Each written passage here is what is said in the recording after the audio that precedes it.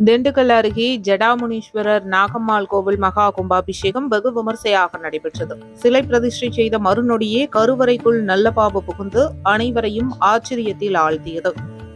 திண்டுக்கல் மாவட்டம் சானார்பட்டி ஒன்றியம் கோம்பைப்பட்டி கிராமம் ஐயாப்பட்டியில் அமைந்துள்ள ஸ்ரீ ஜடாமுனீஸ்வரர் நாகம்மாள் கோவில் மகா கும்பாபிஷேகம் வெகு விமர்சையாக நடைபெற்றது.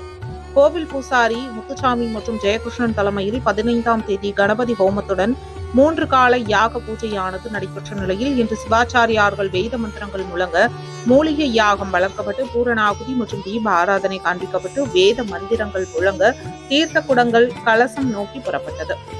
பின்னர் கருட தரிசனம் முடிந்து மகா கும்பாபிஷேகமானது வெகு விமர்சையாக நடைபெற்றது. இதில் நத்தம், சானார்பட்டி, கோபால்பட்டி, அதிகாரிப்பட்டி, அஞ்சுக்குழிப்பட்டி உள்ளிட்ட பல்வேறு பகுதிகளிலிருந்து ஆயிரக்கணக்கான பக்தர்கள் கலந்து கொண்டு சுவாமி தரிசனம் செய்தனர். முன்னதாக முதல் கால யாக பூஜை துவங்கி ஜடாமுனீஸ்வரர் மற்றும் நாகம்மாள் சிலை பிரதிஷ்டை செய்த போது கருவறைக்குள் நல்ல பாம்பு குடிபுகுந்தது. இதை கண்ட அப்பகுதி மக்கள் ஆச்சரியத்துடன் கைகூப்பி வணங்கி அருளாசி பெற்றனர். கழக அம்மா பேரவை மாநில இணைச் செயலாளர் RVN கண்ணன் உட்பட கலந்து கொண்டனர். மேலும் கும்பாபிஷேகத்தில் கலந்து கொண்ட அனைவருக்கும் அன்னதானம் வழங்கப்பட்டது.